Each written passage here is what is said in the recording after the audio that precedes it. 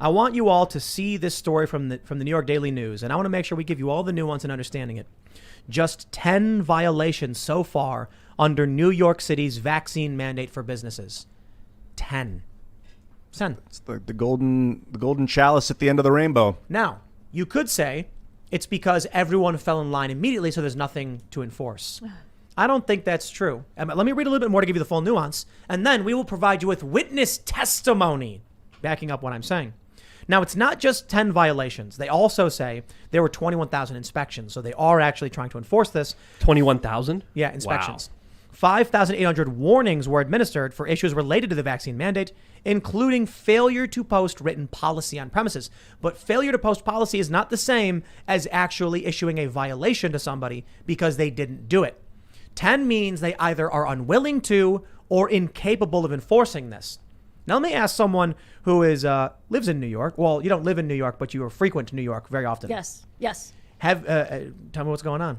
I mean, I go there for weeks at a time, and honestly, I haven't seen any business promoting these mandates. That's awesome to hear. I really haven't, but I live in, like when I go there, I stay in old school Brooklyn, and I've never, if anything, I've seen people with signs that say, the whole, we don't discriminate with sex, race, gender, sexual orientation, and then it says on the bottom, or vaccination status. Like I've seen more people putting up those. There was an activist I retweeted. Forgive me, I forgot your name, but he put up these flyers. He was handing them out to businesses, and businesses were like, yes, we'll do this.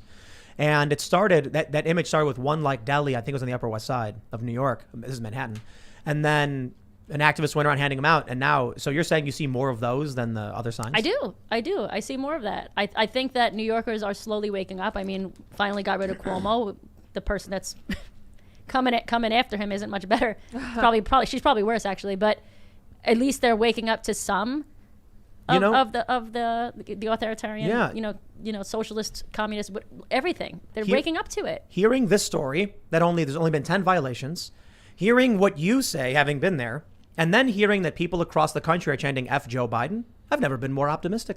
The premier of New South Wales resigned, obviously for supposedly unrelated, not to COVID, but when she resigned, you see eruptions of cheering in these bars and places where people are watching. The public support for her is nil. Well, there's also massive protests all over the world, from Italy to France to the United Kingdom to Sweden to Ireland, all parts of the United States, even protests in New York City, where there's even some reports of BLM literally marching with Trump supporters. And I saw photos of this, and this is an incredible moment. This is really a unifying moment. And we have to understand this. I still want to go to the backdrop of the last story we talked about, because social media and the big corporations, the big monopolies out there shape our reality. They don't want to show us that there's a lot of resistance to this. They don't want to show us that there's a lot of protest to this. There's a reason the Melbourne police in Australia are trying to block all helicopter footage of inside of that city, so they can't show the masses of people that have assembled, coming together to literally stand up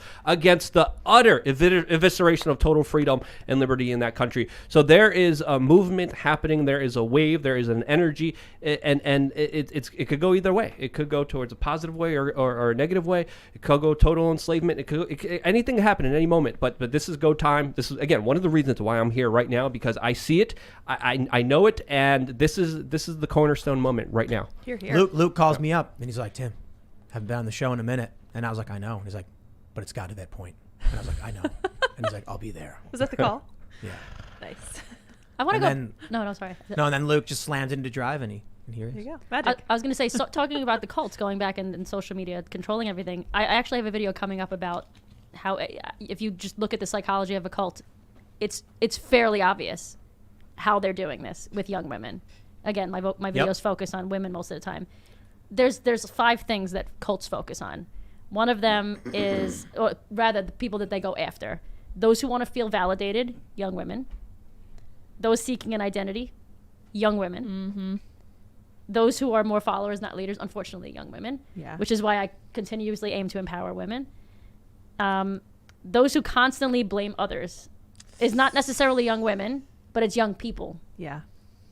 And people, leftists. and leftists, yeah, people who have very low self-worth and people who are very angry, Yeah. are very easily influenced and become are the most likely people to be involved in cults. Yeah, if they can make you hate yourself, they could Yep. they could change your perception about how you see yourself. They could change your perception about how you see the world. Yep.